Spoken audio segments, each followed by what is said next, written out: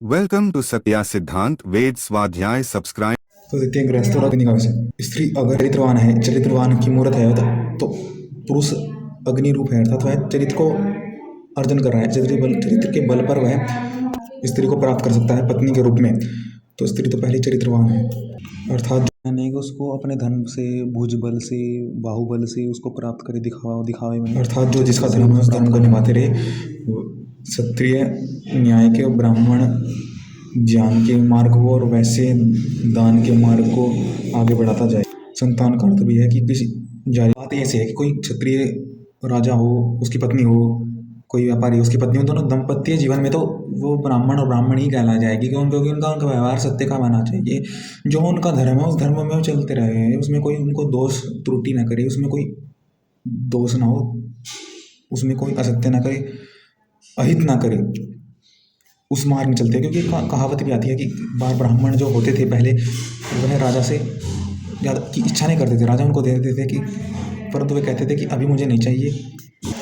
ब्राह्मण था एक उसके भी व्याकरण के महाविद्वान कहते थे कि अपना कर धर्म निभाऊंगा, ये मेरा जो कर्म है, मुझे इसमें व्याकरण में ही जो तुम देना चाहते हो, तो मुझे इसका उलझन का सोल्यूशन दो व्याकरण का, तो दे सकते हो, अभी धन नहीं चाहिए। तो ऐसे कर्तव्य के पूर्ण होते, कर्तव्य के रथ होते थे, धर्म के प्रशस्त होते थे, तो ब्राह्मण ही रूप पत्नी। इसमें यानी कौन ऊंचा बड़ा है? पुरुष अग्नि में बड़ा हो सकता है, ब्राह्मण पति पत्नी में विद्वत्सा पति बड़ा हो, क्षत्रिय पति पत्नी में बल से बड़ा हो, वैसे में दान के कारण पति बड़ा हो। तो हनुमान जी जब सीता माता से के पास पहुंचे थे, राक्षस को मारने के लिए कहा, परंतु कहा कि उसके लिए कर रही है, रावण के लिए। तो धर्म दर्शाता है कि वह क्षत्रिय धर्म को कितना मानती थी श्री राम के, इसलिए पहले बात भी करते थे। और आजकल के बुजुर्ग सास ससुर पति पत्नी को आपस में संवाद भी करने नहीं देते कि क्या धर्म है। तो श्री राम बताते कि ये सिर्फ न्याय के लिए धनुष धारण करते हैं, किसी तुष्ट को अभ्यास के लिए नहीं। पत्नी को गर्व होना चाहिए कि मैं सीमा के अंदर आ रही हूँ, अर्थात मैं पति की रक्षा कर सकी। पति मेरा है कि इसके पास ऐश्वर्य इतना है, अब इस ऐश्वर्य को रक्षा मैं करती हूँ, किसी को इस ऐश्वर्य को नुकसान हानि नहीं होने दूंगी, ये मैं इसका वचन करती हूँ।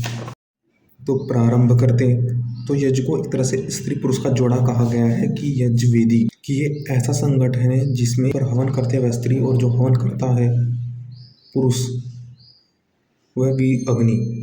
कि वरुण श्रेष्ठ समाज के लिए संगठन ऐसा है, इसमें शासन करने वाला भी ऐसा प्रतीत नहीं कर पाता कि मैं शासक हूँ, मैं राजा हूँ और तू तेरे पे शासन कर रहा हूँ। अर्थात प्रेम और शासन दोनों इसका मेल है। यह पति पत्नी में प्रेम और संगठन शासन का, माता पुत्र में प्रेम रहता है परंतु शासन नहीं रहता, तो इसलिए ये और श्रेष्ठ है यह यज्ञ स्त्री पुरुष की भांति।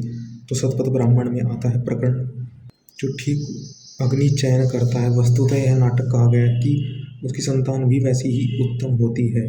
जो अपने अंदर अग्नि धारण करके संतान पैदा करेगा, संतान भी अग्नि रूप होगी। अग्नि वीर्य रूपी आहुति स्त्री, जब स्त्री की अग्नि चारों ओर से पुरुष की अग्नि से मिलेगी तो उत्तम सृजन होगा समाज के कल्याण के हेतु।